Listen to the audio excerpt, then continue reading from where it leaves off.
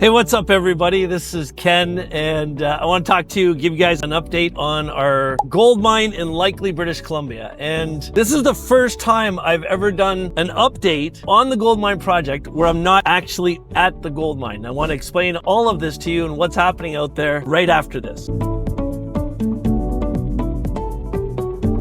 Yeah, I'm not out there right now, and I hate the fact that I haven't been out there in over a month. I like to get out there at least every couple weeks during the mining season and show what's going on, but we've just got so much going on inside of our company right now. I get people all the time that, make comments to me like, I don't know how you do so much. I don't know how you do it. I don't know how you're running all these projects. It's crazy. You've got so much going on. And the answer is yes, I do. The thing most people don't realize, and obviously I'm not giving enough credit to them, I work with an amazing group of people that help me with all my projects. So I'm going to start off this little update by giving credit where credit is due. The president of our companies, all of our companies, who's basically my business partner, my right-hand man, one of my best friends, her name is Tammy Stanley. Tammy is an operations expert. She's one of the best operations people I've ever met in my life. She gets shit done. She does as much as I do. She runs the companies with me. So I don't even make many decisions without her and I making them together. For everything we're doing in hospitality, the resorts that we're opening, our short-term rental portfolio, the restaurant we're opening in Whitby, we've got an unbelievable expert there. His name is Hassan Rafiq. He's our executive vice president of hospitality. Hassan has 20 years in hotels, resorts, and restaurants. He was educated at one of the finest hospitality universities in France. He's worked all over the world, and he's managing all of that stuff. At Canadian Hot Tubs, we have Lisa Beefer, our general manager, who has over 20 years of experience running companies in that space. She ran an electrical contracting company, just an amazing human being, one of the smartest people I've ever met in my life. She runs the hot tub company. In our training company, we have a whole host of people that are helping us and managing those businesses. So I've set everything up in a way that, yes, I'm the owner and I'm the guy responsible to all of our investors and lenders, but I have an amazing team of people that's helping me with that all along the way. So that's how I do it. But we're at a point right now where we're just closing new mortgages on two of the resorts we're building, and I have really exciting news. You're gonna have to wait for another video to hear the details of this, but we just finalized funding for the first phase of our Hay Bay Resort opening. So by the end of this year, we're gonna open the Welcome Center, the convenience store, the first 9 cottages, the restaurant, the office building, the swimming pools, the hot tubs, the beachfront, and the maintenance building. It's all gonna be done, and it could open as soon as the end of December in 2025. But anyway, enough about all that. Let's talk about the gold mine. So when I went out there last, I told you guys that we have our trommel set up. Now we have a trommel on site, and you're going to see some pictures of it, videos as I'm talking through this, because we have an amazing video editing team at the same time. And they've got the trommel working. The trommel does about 80 yards of dirt an hour. And in order to get to 10 ounces a day, which is what our goal is for this year, we need another piece of equipment. We need another wash plant. And last year we bought a wash plant called a D-Rocker. And the D-Rocker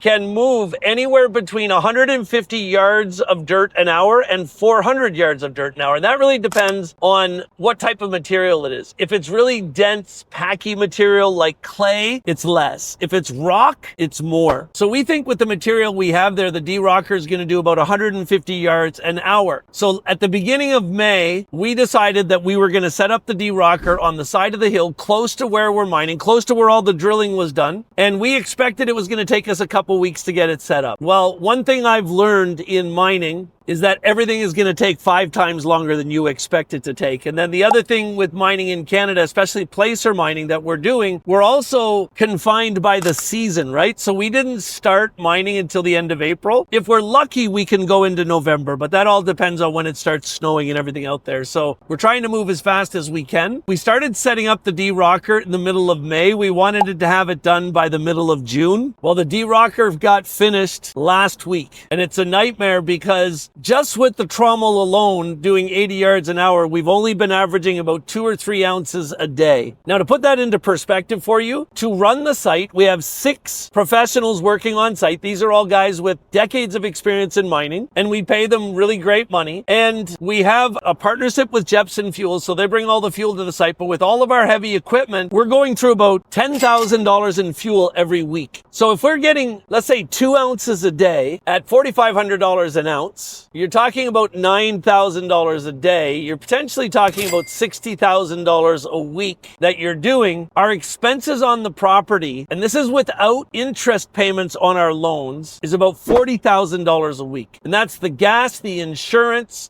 the breakdowns on the equipment. We have a piece of equipment that's broken down all the time. Oh yeah, another thing that happened. We bought a bulldozer at the beginning of the season, a D7. And we bought it from Finnings, the Caterpillar representative out there, because we were hoping it would have been in better shape. We had it on the mine for 1 week and it broke down and the engines failed. So now it's back at Finnings. We don't have it, which is slowing us down even more. We're just basically breaking even. We're getting enough gold to cover our expenses right now. The D-Rocker is up and running as about 4 days ago, and we're supposed to get the bulldozer back in the next 2 weeks. Now, we desperately need the bulldozer because the bulldozer is going to push all the pay dirt to the D-Rocker, which is on the side of the hill. So that means we can have one excavator digging the dirt out of the holes and putting it aside so that the bulldozer can push it down the hill about 200 feet. And while the bulldozer is pushing, the excavator is loading a dump truck that is taking pay dirt down to our trommel. So that's the most efficient way we can do it. The other thing we've done is we've bought another conveyor so that we don't need as many people to load the trommel. So we need one person down at the trommel running an excavator, and he's going to take the pay dirt that the dump truck dumps off, put it into the conveyor. The conveyor puts it into the trommel. The trommel's the cylinder that cleans all the gold out of it. The gold drops down into the sluice boxes, and then all of the tailings, so all the rock and material that goes out the end, it goes onto another conveyor and is pushed away. So we basically can run the trommel with one person and another person in the dump truck moving the dirt. We have one person in the excavator in the hole that's loading the dump truck and putting dirt aside for the bulldozer. We have another person running the bulldozer, so that's 4 people. And then we have a 5th person in an excavator loading the D-Rocker. So we can run the site with 5 people.